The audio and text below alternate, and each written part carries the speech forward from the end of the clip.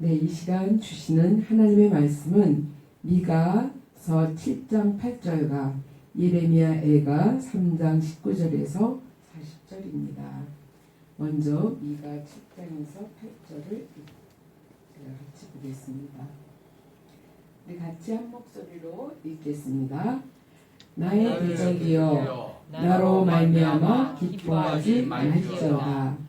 나는 엎드러질지라도 일어날 것이요 어두운 데에 앉을지라도 여호와께서 나의 빛이 되실 것이니로다.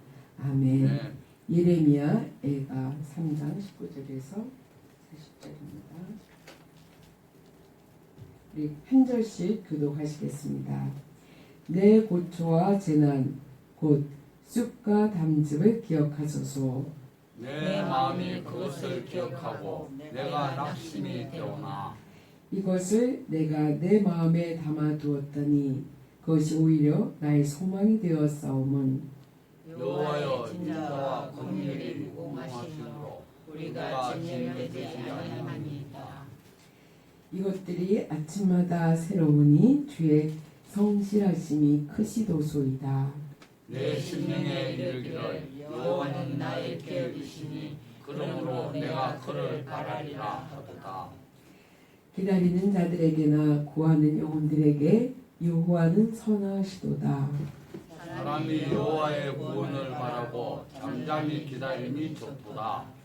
사람은 젊었을 때에 멍에를 매는 것이 좋으니 혼자 앉아서 잠잠할 것은 주께서 그것을 그에게 메우셨으니라. 그대의 입을 땅의 티끌에 댈지어다. 혹시 소망이 있을지어다. 자기를 치는 자에게 뺨을 돌려대어 치욕으로 배불릴지어다. 이는 주께서 영원하도록 버리지 아니하실 것이니며 그가 비록 근심하게 하시나 그의 풍부한 인자심에 따라 긍휼히 여기실 것이니라. 주께서 인생으로 고생하게 하시며 근심하게 하심은 본심이 아니시로다. 세상에 있는 모든 갇힌 자들을 발로 밟는 것과 지존자의 얼굴 앞에서 사람의 재판을 굽게 하는 것과 사람의 성사를 억울하게 하는 것은 다 주께서 기쁘게 보시는 아니로다. 주의 명령이 아니면 누가 이것을 능히 말하여 이루게 할 수 있으랴.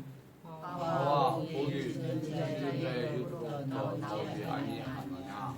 살아있는 사람은 자기 죄들 때문에 벌을 받나니 어찌 원망하랴.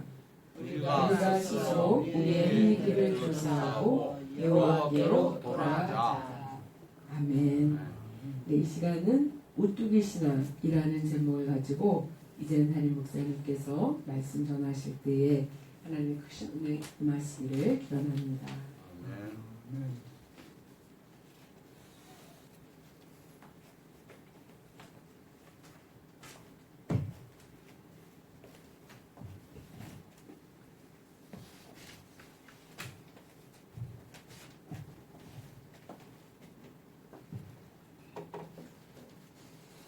어떻게 이번에 유명한 배우인 미우라 하우라라는 배우가 집에서 목매어 자살했다고 합니다. 이름도 아주 특이하죠. 미우라 하우라, 미워라 하우라. 사실 한국의 배우 이름도 잘 모르는데 이번에 배우 이름을 어찌 우리가 알겠습니까마는 중요한 것은 30살의 젊은 나이에 자살을 했다는 것이 충격적이다라는 것입니다. 일주일 전에는 차기 대선 주자면서 최초로 서울시장 3선에 당선한 박원순 시장이 자살하여서 슬픈 소식을 전하여 줬습니다. 3일 전에는 취지마을로 유명한 전라북도 임실의 한 여자 공무원이 직장에서 자신의 고위 간부에게 성폭행을 당했다고 억울해서 그 사람 밑에서는 같이 일하지 못하겠다고 하면서 자살했다라고 합니다. 몇 주 전에는 철인 3종 연기 여자 선수가 감독과 선배들의 학대와 폭력을 못 이겨서 극단적 선택을 하면서 죽음으로 억울함을 풀어달라고 호소하면서 또 스스로 생을 마감했습니다. 요즘 뉴스를 보면 하루에 한 사람씩 자살을 하는 것은 이제 웬만한 뉴스거리도 아닌 것 같습니다. 왜 이제 사람들이 자기 목숨을 내팽개치고 또한 극단적 선택을 하는 것일까요?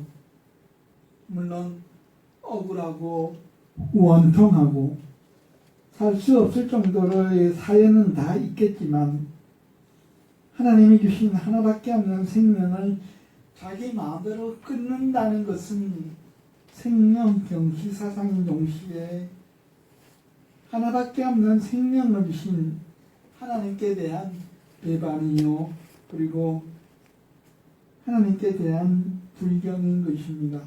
왜냐하면 생명의 선택권은 하나님께 있는데 내가 내 마음대로 내 생명을 내준다는 것은 하나님의 주권에 도전한다는 것입니다.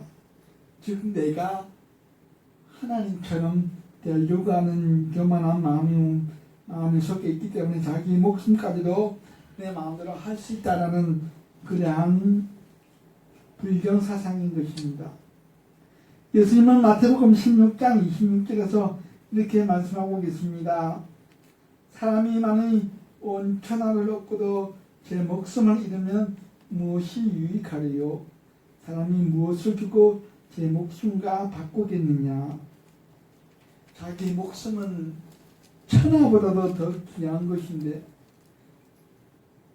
그 목숨과 맞바꿀 수 있는 것은 세상에 아무것도 없다라는 주님의 말씀인 것입니다.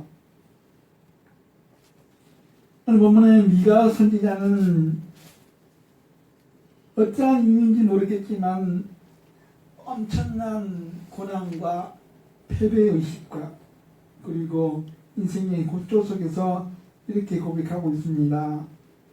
미가서 7장 8절 말씀입니다. 나의 대적이여 내가 비록 넘어졌다고 해도 너무 기뻐하지 말지어다.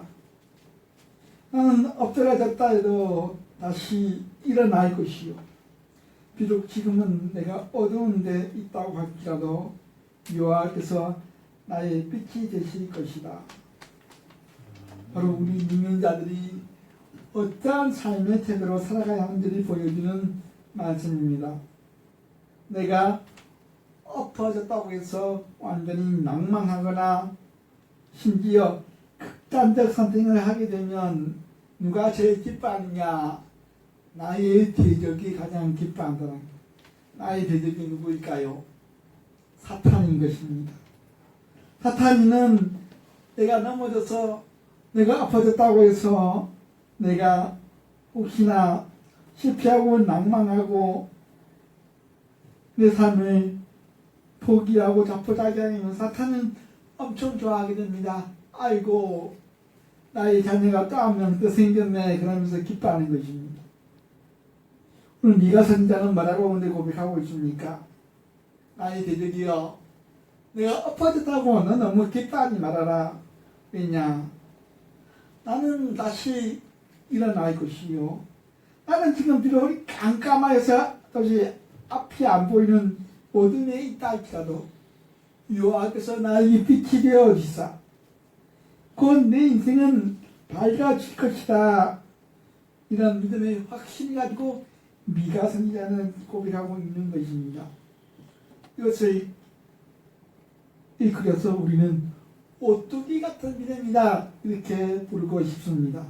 넘어져도 다시 일어나고 어둠에 있다 할지라도 낭망하지 아니하고 여호와께서 나의 빛이 되시니 내 앞은 곧 밝아질 것이라는 그런 믿음의 희망을 가지고 사는 것이 바로 오뚜기 같은 신앙자라고 우리는 부를 수가 있는 것입니다.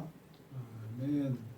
이러한 오뚜기 같은 믿음을 가지기 위해서는 우리의 태도가 먼저 변해야 합니다. 오늘 또 다른 본문은 예레미야 에가서 역시 역사상 가장 절망과 고통과 어려운 순간에 부른 노래입니다. 제목 자체가 무엇입니까? 애가입니다. 애가. 가는 노래 같았죠. 성경에 보면 아가가 있고 애가가 있습니다. 아가는 뭘까요? 말 그대로 사랑하는 아자 노래 같자 사랑의 노래입니다. 오늘 보면은 아가가 아니고 애가입니다. 애가. 슬플 애자, 애통할 애자, 노래 같자. 슬프고 애다른 노래가 오늘 보면 예레미야 애가입니다. 영혼이 하나님의 복을 받아서 만세 천세 영원할 것만 같은 이스라엘 유다 민족이 이 바벨론 아수르라는 나라에 의해서 완전히 멸망당하고 영원할 줄 알았던 다윗 왕조도 바벨론에게 포로로 끌려가서 다윗의 왕의 마지막 후손 마지막 왕조인 시드기야 왕은 바벨론 왕 앞에서 두 눈이 뽑히는 수모를 당하면서 이제 유대 땅에는 천민과 백정만 남새 모든 귀인들과 그리고 장인들은 고관 백작들은 다 먼 나라로 포로로 유배되는 그런 상황에서 홀로 남은 예레미야가 부르는 슬픈 노래가 바로 이 예레미야 애가입니다. 노래가 어찌나 서글프고 애통한지 예레미야가 1절의 시작이 뭔가 하면 아 슬프구나. 그래서 노래 제목이 그 아 슬프구나 그 제목을 따서 영어로 라멘테이션이라고 합니다. 라멘테이션이 뭘까요? 탄식, 한숨, 그리고 괴로움이라는 뜻입니다. 예레미야는 이 노래 제목을 라멘테이션, 탄식하며 부르는 노래라고 지으면서 서글프고 암담한 자기 민족을 노래하고 있는 것입니다. 근데 놀랍게도 예레미야 애가서의 주제가 무엇이냐? 그렇게 우리 민족은 완전히 다 소멸되고 사라졌지만 그 남아있는 사람들에게도 희망을 알려주는 메시지가 예레미야 애가서인 것입니다. 말은 애가서 말 그대로 슬픈 노래지만 이 애가서는 슬픈 노래로 앞뒤로 다 이렇게 장식되어 있지만 근데 오늘 본문의 핵심을 보면 그 핵심에는 희망이 담겨져 있습니다. 즉 우리는 다시 일어설 수 있을 것이다 라는 어떻게 같은 신앙을 말하고 있는 것입니다. 본문 21절 말씀입니다. 내가 내 마음에 이것을 담아두었더니 이것이가 무엇인가 하면 19절의 말씀에 있는 고초와 재난을 말합니다. 지금 당하고 있는 그 고초와 재난을 내 마음에 담고 있으니까 너무나도 슬프다라는 것입니다. 그런데 그 중에서도 가만 생각해 보니까 뭡니까? 19절 끝에 다시 보시면은 나에게 우리에게 소망이 하나가 있구나라고 시인은 말합니다. 무슨 소망이냐? 22절 말씀 보시면 여호와의 인자와 긍휼이 무궁하심으로 우리는 완전히 진멸되지는 아니할 것이다 라는 그러한 소망인 것입니다. 즉 예레미야는 고초와 재난을 노래하고 있지만 세상은 그 속에서 하나님이 그 크신 인자와 자비하심으로 말미암아 우리는 소망을 품고 희망을 품고 살아갈 수 있다라는 오토기 신앙을 노래하고 있는 것입니다. 우리도 이 예레미야의 노래를 통하여서 고난 중에서도 일어서는 오토기 신앙을 배워보기를 원합니다. 어떻게 하면 우리의 신앙이 어떻게 신앙이 될 수가 있을까요? 첫 번째로 어떻게 신앙이 되기 위해서는 하나님만 바라보고 소망하는 신앙이 되어야 된다라는 22절과 24절 말씀 보시면 여호와의 인자심과 긍휼하심은 무궁하심으로 우리가 진멸되지 아니하니 24절 말씀 보시면 내가 그를 바라리다 라고 고백하고 있습니다. 우리는 환경을 바라보고 현실을 바라보고 내 주위를 바라보고 내 문제를 바라보더라면 20절 말씀처럼 내 마음은 낙심이 될 수밖에 없는 것입니다. 시인도 지금 상황을 바라보면은 더 이상 이스라엘은 희망이 없고 나라는 재건될 수도 없고 모든 귀인과 빈장들은 다 끌려가서 이스라엘 땅에서는 천민과 백정과 천한 사람들만 남아있는데 무슨 희망이 있겠냐라고 이렇게 말하지만 그 시인이 22절과 24절 말씀을 다시 보면서 우리에게는 그래도 무궁하신 여호와의 인자심과 긍휼하심이 있으므로 우리는 진멸되지 아니한다라는 희망을 노래하고 있는 것입니다. 도저히 헤쳐나갈 방법도 없고 헤어져 나갈 구멍도 안 보이고 현실은 나날이 암울해져만 가고 별 희망도 안 보니 다니는 사람들은 낙담이 되고 낙심이 되었어. 앞서 예처럼 극단적 선택을 하거나 자포자기를 하거나 인생을 포기하게 됩니다. 너 어떻게 신앙을 어떻게 하느냐? 이러한 현실과 내 환경을 바라보지 않습니다. 22절 말처럼 끝없이 나에게 자비와 인자를 베풀어 주시는 하나님을 바라보고 있다라는 것입니다. 하나님을 바라보니까는 무엇이 생깁니까? 소망이 생깁니다. 바꿔 말하면 희망을 품게 됩니다. 나의 환경과 나의 자신을 보면은 절망뿐이지만 22절 말처럼 여호와의 인자와 긍휼은 무궁하심으로 하나님을 바라보면 소망이 생기고 희망이 생기는 것입니다.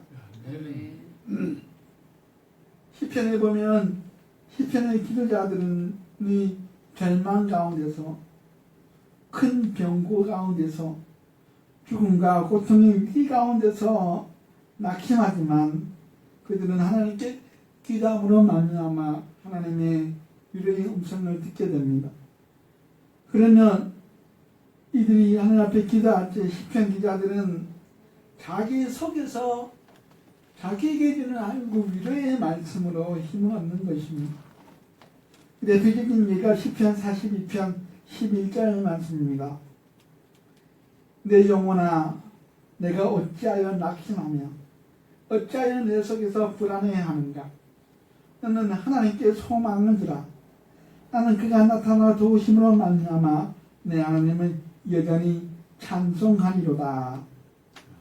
시편 기자가 시편 42편 11절에서 말합니다. 누가 누구에게 말합니까? 내 영혼아, 내가 나에게 말하는 것입니다. 내가 나에게 내 영혼아, 너는 왜 그렇게 낭만하고 있느냐?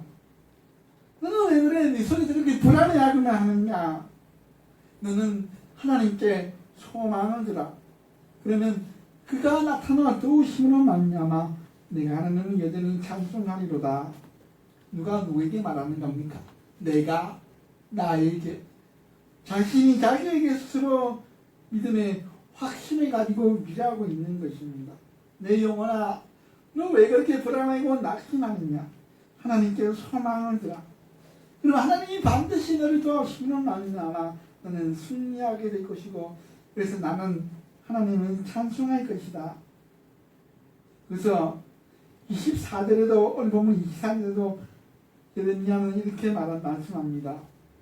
내 심령에 이르기를, 내가 나에게 말한다라는, 내가 나에게 말하기를 나는 그만 바라보리다 라고 이렇게 고백하고 있는 것입니다. 어떻게 신앙은 어떤 신앙이냐? 전형적으로 말하면 자기가 자기 자신에게 확신 있는 믿음을 가지고 말하는 신앙인 것입니다. 앞서 미가서 7장 8절 말씀에도 미가 선생은 뭐라 말합니까? 나는 확신이다. 나는 없더라도 다시 일어선다. 나는 어둠 가운데 있다 할지라도 빛의 힘으로 내 인생은 환해질 것이다 라고 스스로에게 이렇게 확신하고 있다라는 것입니다. 이것은 세상에서 말하는 무슨 자기 확신이나 자기 암시나 자기 자신감이 아닙니다. 바로 하나님께 소망을 두고 하나님을 바라봄으로 인해서 믿음에서 나오는 승리의 확신인 것입니다. 사도 바울은 그래서 빌립보서 4장 13절에서 이렇게 고백하고 있습니다. 내가 모든 일에 일체의 비결을 배웠느니 나는 풍부에 잘 줄 알고 가난에 잘 줄 알지만 가장 중요한 것은 내게 능력 주시는 자 안에서 내가 모든 것을 할 수 있느니라 라고 고백하고 있습니다. 주님 안에서 자신은 모든 것을 할 수 있다라고 고백하는 것입니다. 두 번째로 어떤 신앙인가 하면은 인내하며 참는 신앙인 것입니다.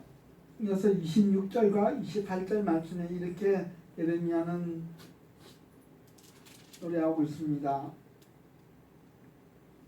사람이 여호와의 구원을 바라고 잠잠히 기다림이 좋도다.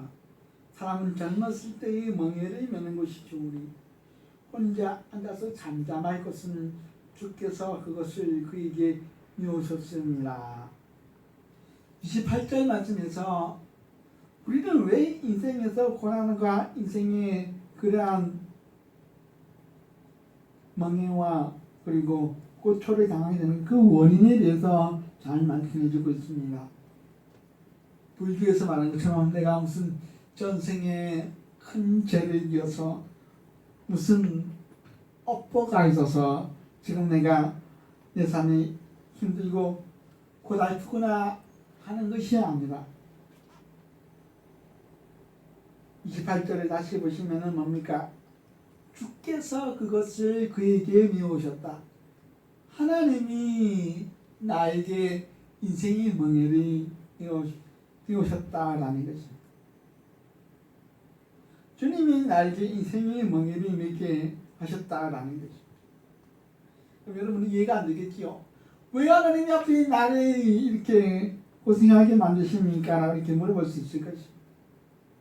그런데 이유는 정말로 여러 가지가 있습니다. 원인은 여러 가지가 있습니다.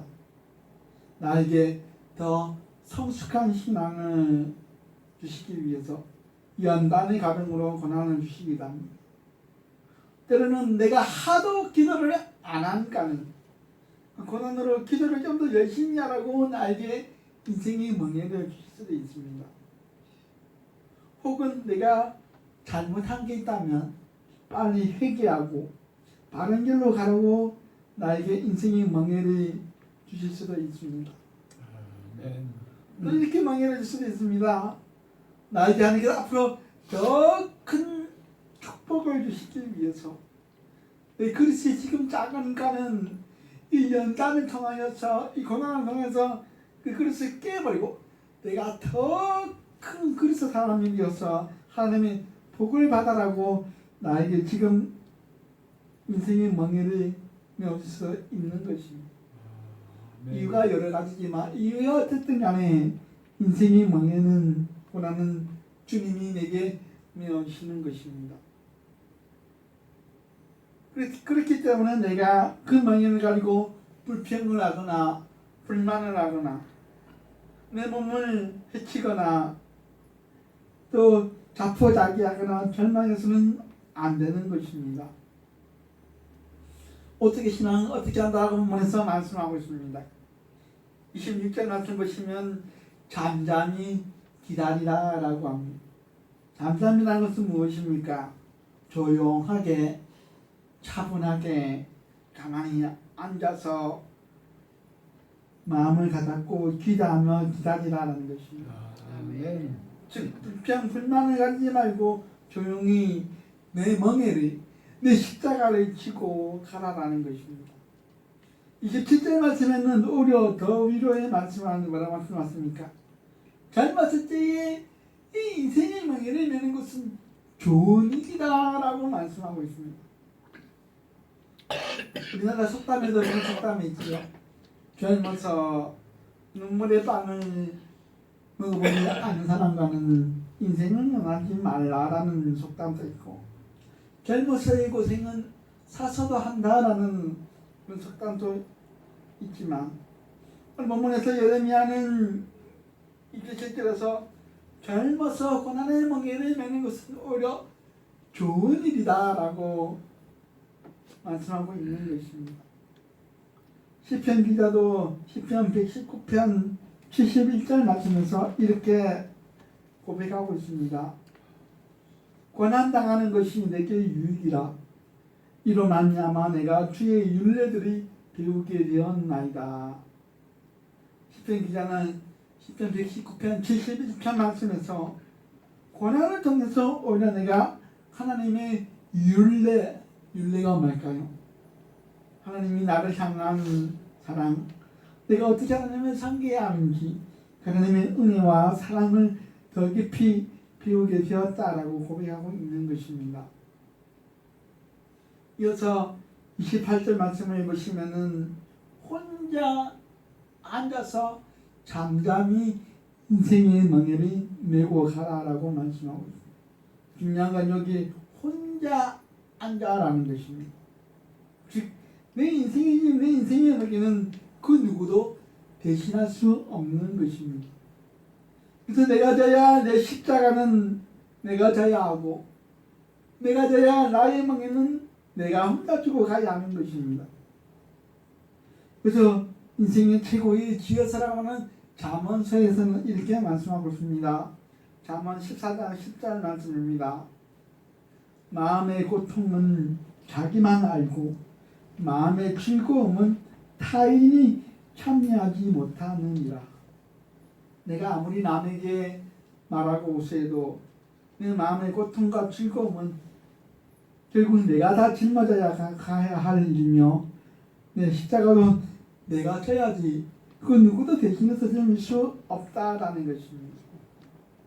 그러므로 어떻게 신앙은 남을 탓하거나 남에게 미루거나 남을 원망하지 않습니다. 그저 자기 십자가는 자기가 달게 지고 인내하며 오히려 주님이 주신 그 멍에에 감사하면서 묵묵히 혼자 지고 가는 믿음인 것입니다. 세 번째로, 어떻게 신앙은 기도로 이겨내는 신앙입니다. 29절 말씀에 예레미야는 이렇게 노래하고 있습니다. 그대의 입을 땅에 티끌에 댈지어다. 혹시 소망이 있을지로다.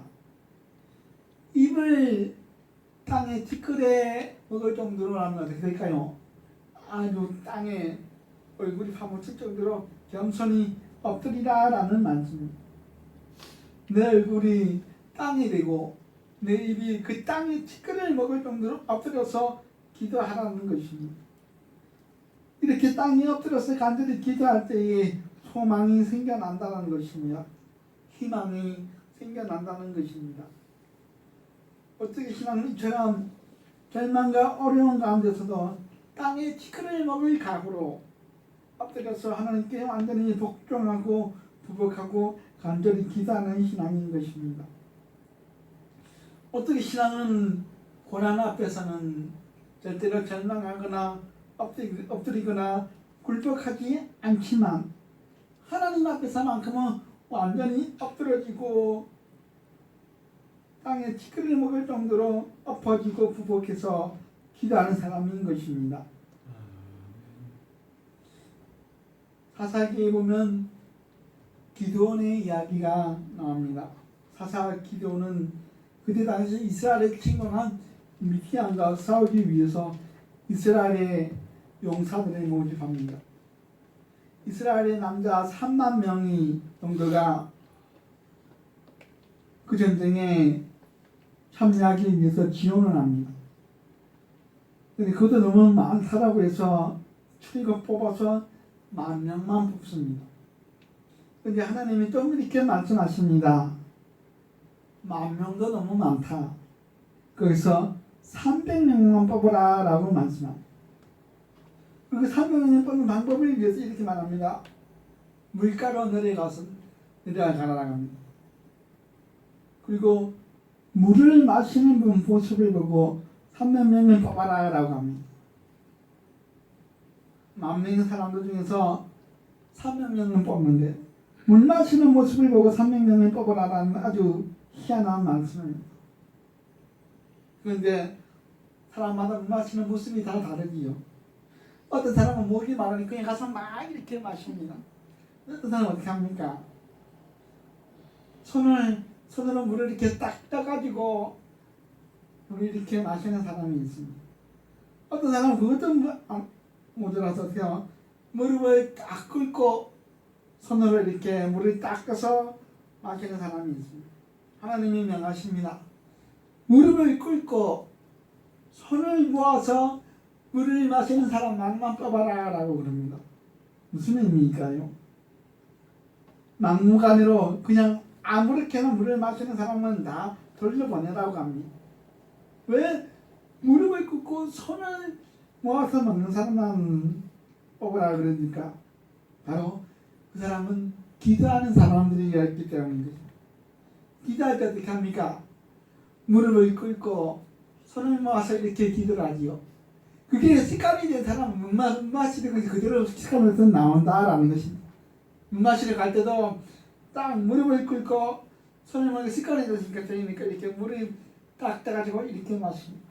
근데 기도하지 않는 사람은 평소에 습관대로 아무렇게나 막 가가지고 그냥 개체를 이렇게 막 핥아 먹습니다. 그러니까 하나님이 딱 보면 그 모습을 보면 아시는 것입니다. 저 300명은 진짜 기도하는 사람들이구나. 그래서 저 300명을 통해서 내가 이스라엘의 영광을 나타내겠다라고 이렇게 하시는 것입니다. 그래서 용사 기도원과 함께 그 미디안을 격파한 사람들은 하나님께 늘 기도했던 그 기도의 모습을 보여주는 사람만이 바로 큰 승리의 영광에 참여하게 된 것입니다. 아멘. 이처럼 어떻게 신앙은 평소에 늘 기도하는 사람, 늘 무릎 꿇고 얼굴을 땅에 대고 손을 모으는 사람들은 언제든지 영적 전투에 임하여서 승리할 수 있는 그러한 기도원의 300용사가 되어서 승리의 영광에 동참할 수 있게 되는 것입니다. 아멘. 어떻게 신앙은 늘 기도로 하나님께 나아가는 신앙입니다. 본문의 마지막 절 40절에서 예레미야 선지자는 이렇게 권면하고 있습니다. 비록 이스라엘과 유다가 엄청난 우상 숭배와 그리고 불신앙과 하나님께 대한 불경과 순종하지 않음으로 말미암아 하나님께 죄를 지어서 그 나라가 다 망하고 포로가 되어서 끌려가게 되었다 할지라도 39절 말씀 보시면 그것은 우리의 죄 때문인 것입니다. 죄 때문에 그런 것이고 우리는 어떻게 해야 됩니까? 이제 회개하고 스스로 하나님께 돌아가자라고 말씀합니다.